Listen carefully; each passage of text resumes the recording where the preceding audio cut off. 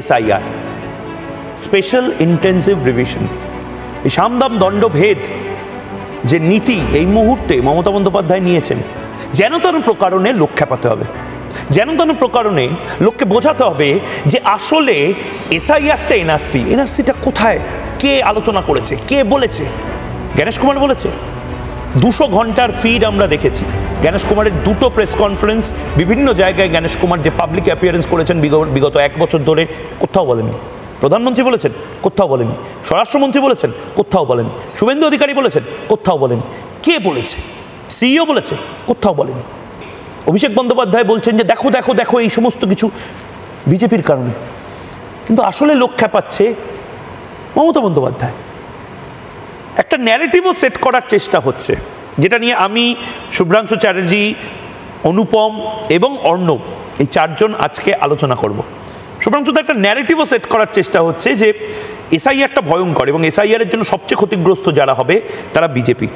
BJP নির্দিষ্টভাবে একটা জিনিস স্পষ্ট ভাষায় বলেছে, বিজেপি যদি 2026-এ 10টা সিটও পায়, 70-77 থেকে নেমে 10টাও হয়ে যায়, তাও এসআইআর হবে।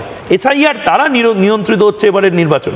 দেখো, এসআইআর নিয়ে যে এই বছর বা এই সময়টায় এত বিপুল আলোচনা হচ্ছে, সেটা যখন আমরা ছোট ছিলাম সেই সময় এসআইআর হয়েছে। ঠিক, এসআইআরটা এই প্রথম হচ্ছে এমনটা নয়, 2002-তেই হয়েছে, 2002 তার আগেও হয়েছে, কিন্তু এবার এসআইআরটা যেন হচ্ছে মানে বিপুল একটা আলোচনার মধ্যে চলে এসেছে। কিন্তু কেন?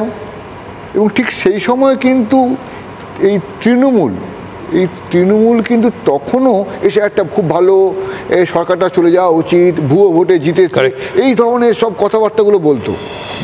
এখন যখন এসআইআরটা হচ্ছে তখন আচমকা দেখছি তৃণমূলের যে মানে এখন যে মানে নতুন যুবনের মানে তৃণমূলের যে যুবক, তৃণমূলের যৌবন, বাকি তো বলছে তৃণমূলের বাকিরা সব বৃদ্ধ হয়ে গেছে, একজনই যুবক আছেন, তার আন্ডারে একটা দল করার চেষ্টা হচ্ছে।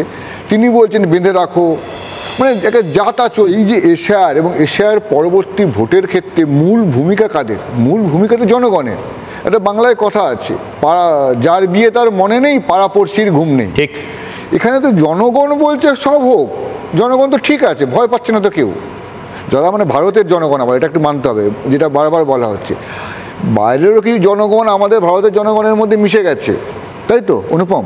একদমই তাই। একটা পলিটিক্যাল পার্টি তার একটা ন্যারেটিভ তৈরি করছে যে নাগরিকত্ব আর ভোটাধিকার দুটো নাকি এক, কিন্তু আমরা বলছি দুটো পুরোটাই সেপারেট।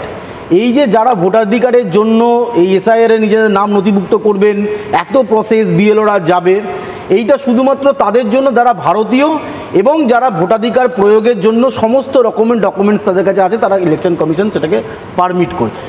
আমি তোমাকে বলছি, বহু মানুষ আছে যাদের ভোটাধিকার নিয়ে বিন্দুমাত্র ইচ্ছে নেই, অনেকে আছে ভোটার কার্ডও করে না, তারা কি দেশের বাইরে? এত সরলীকরণ করছি অনুপম, তুমি গতকাল বা কয়েকদিন আগেই একটা খবর ব্রেক করলে, আমার খবরটা মনে পড়ছে যে বিএলও যারা আছে সাসপেন্ড হতে পারে। তারা কেন সাসপেন্ড হতে পারে? এই আতঙ্কের পরিবেশ একটাই কারণে তৈরি করা হচ্ছে, কারণ বিএলওরা মাঠে ময়দানে নেমে কাজ করবে। সে ভয় পাচ্ছে যে সে যদি কোনো ভোটারের বাড়ি যায় আর সেই ভোটারটা যদি কোনো নির্দিষ্ট একটি পলিটিক্যাল পার্টির হয় এবং তার কাছে যখন সে ডকুমেন্টস চাইবে, সেই ভোটার যদি চিৎকার করে বলে আমার নাম বাদ দিয়ে দেওয়ার জন্য এই লোকটা এসছে, বিএলওর কাছে কোনো ফোর্স থাকবে? একা থাকবে। অনেক শিক্ষক আছে যারা নামটাই নথিভুক্ত করতে যাচ্ছে না, কিন্তু কমিশন কাউকে ছাড়বে না, সাসপেন্ড করবে, একদম ডিপার্টমেন্টাল এনকোয়ারি হবে। আমি এইটা নিয়ে সিও কর্তাদের সাথে কথা বলেছি যে আপনার সাসপেন্ড মানে কি বলতে চাইছেন? হ্যাঁ ঠিক আছে, তুমি বিএলও কাজ করছো না, তোমাকে সাসপেন্ড না।